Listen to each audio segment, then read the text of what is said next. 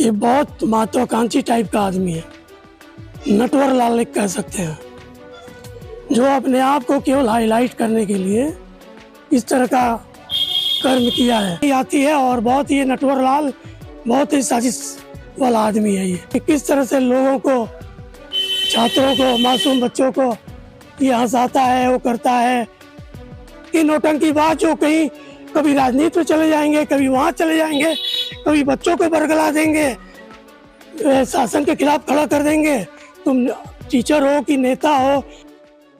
पटना में खान सर की कोचिंग के बाहर हुई फायरिंग का मामला तब पेचीदा हो गया जब पकड़े गए गार्ड्स ने पुलिस के सामने कह दिया कि उन्होंने गोली खान सर के कहने पर चलाई, जिसके बाद पुलिस ने इस मामले में फैजल खान उर्फ खान सर के खिलाफ भी FIR दर्ज कर ली। कहा जा रहा है कि कभी भी खान सर गिरफ्तार हो सकते हैं। इस बीच यूपी तक की टीम पहुंची देवरिया के भाटपार रानी, जहां पर खान सर का पैतृक घर है। वहां खान सर के चाचा ने इस घटना पर बोलते हुए जो कहा, किसी के भी होश उड़ा दे।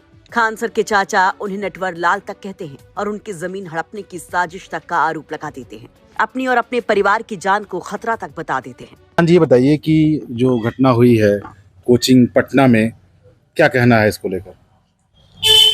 सर, मेरा तो यही सोचना है कि ये जो फैजल खान ये बहुत महत्वाकांक्षी टाइप का आदमी है, नटवर लाल कह सकते हैं, जो अपने आप को केवल हाईलाइट करने के लिए इस तरह का कर्म किया है कि दूसरे कोचिंग सेंटर वाले को डेमोलाइज करने के लिए, कि मेरे सामने सारे लोगों को मैं ख़त्म कर दूं, सिर्फ मैं ही रहूं और हमेशा मीडिया में और सोशल मीडिया में बने रहने के लिए इस तरह का उन्होंने घृणित कार्य किया है कि अपने ही गार्डों द्वारा इस तरह का कुकृत्य करवाया उन्होंने। तो ये जो घटना हुई है, जो गोली चलाने की बात आ रही है उनके गार्डों द्वारा, कितना सही मानते हैं इसको? ये बहुत गलत है और घृणित कार्य है। भाई, सबका अपना किस्मत की बात है। तुम्हारे कोचिंग तुम्हारी चल रही है, दूसरे कोचिंग दूसरी चल रही है, इसमें वर्चस्व की लड़ाई क्या है?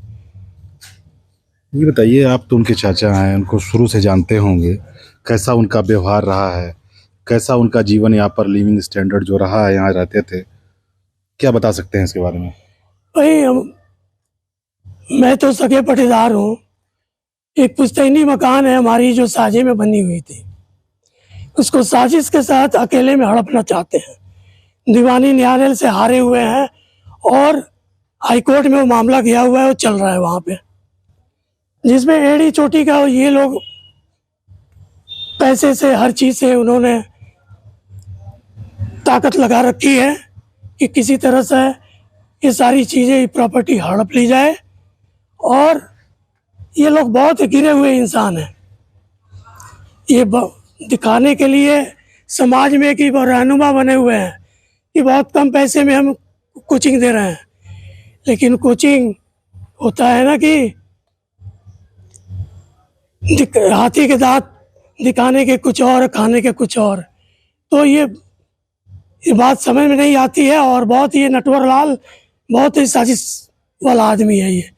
ये अपने को बहुत ऊंचा दिखाने के लिए, पॉपुलर बनने के लिए कुछ भी कर सकता है। कब गए पटना यहाँ से, क्या कहाँ पढ़ाई किए, कब उन्होंने कोचिंग खोली, कुछ बताएंगे इसके बारे में? ये लॉकडाउन में इसकी लॉटरी खुल गई, क्योंकि सारे विद्यालय बंद होते थे, लोग यूट्यूब से पढ़ाई करते थे, जिससे इससे इसका चल गया। और बिहार के लोगों ने इसको ज़्यादा मान दे दिया, इसकी असलियत को समझे नहीं। बिहार के लोगों को नौटंकी बहुत पसंद आती है। इसके कोचिंग में जाइए, इसकी शब्दावली को देखिए कि किस तरह से लोगों को, छात्रों को, मासूम बच्चों को ये हंसाता है, वो करता है, नौटंकीबाजी करता है। एक वही बगल में एक विकास दिव्यकृति जी हैं, उनकी भाषा शैली को देख लीजिए। IAS और PCS तैयार करने वाला व्यक्ति क्या इस तरह की भाषा शैली इस्तेमाल करेगा? कहीं कभी नहीं करेगा वो। और जो अभी जो मीडिया में चल रहा है अंजना ओम कश्यप जी का, ये 2 कौड़ी का जो शिक्षक की बात उन्होंने एक कमेंट किया था, वो ऐसे ही शिक्षकों के लिए किया था, वो सारे शिक्षक समाज के लिए नहीं किया है। ये नौटंकी बात जो कहीं कभी राजनीति में चले जाएंगे, कभी वहाँ चले जाएंगे, कभी बच्चों को बरगला देंगे, शासन के खिलाफ खड़ा कर देंगे। तुम टीचर हो कि नेता हो, अभिनेता हो कि क्या हो, तुम तो 2 कौड़ी के हो, तुम्हारा कोई अस्तित्व नहीं है। तो ये थे इमरान अहमद और जी। जैसा- बताइए क्या कहना चाहते हैं? और हम लोग को हमारे परिवार के खिलाफ ये कुछ भी करवा सकता है, हमारे परिवार की हत्या भी करवा सकता है, बहुत ही गंभीर आरोप लगा रहे हैं। क्योंकि ये कई बार साजिशें भी कर रखा है। इसके पिताजी बशीर खान घूम घूम के धमकियां दिलवाते हैं, कहते हैं कि मैं कितनों माफियाओं की मैं एक खर्ची चलाता हूं। ये शुद्ध रूप से समझ लीजिए कि ये कोचिंग माफिया है। अब जरा पूरा ये विवाद जानिए।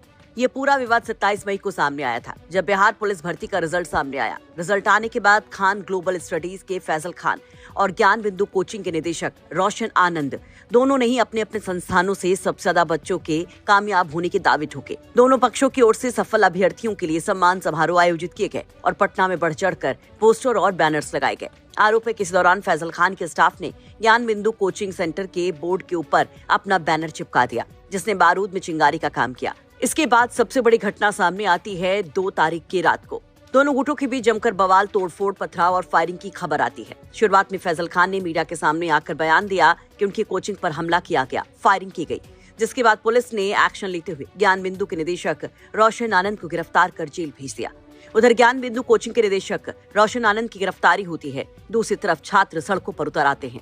पोस्टर और बैनर लेकर निष्पक्ष जांच की मांग की जाती है। अभी पूरा बवाल चल ही रहा था कि 4 जून को सोशल मीडिया पर एक वीडियो वायरल होता है, जिसकी जांच करने पर कुछ और ही कहानी समझ आती है। पुलिस पहुंच जाती है ग्लोबल स्टडीज सेंटर। दरअसल इस वीडियो में 2 लोग हथियार लेकर फायरिंग करते जो दिखाई दे रहे थे। आसपास के लोग दावा करते हैं कि वो दोनों ही खान सर के पर्सनल गार्ड्स हैं। पुलिस इन दोनों को पकड़ कर लाती है। जब पूछताछ करती है तो ये गार्ड्स बड़ा खुलासा करते हैं। कहते हैं कि खान सर ने ही उन्हें फायरिंग करने के लिए कहा था। गार्डों के मुताबिक इसके बाद दोनों ने अपनी राइफल से 2-2 राउंड फायरिंग की।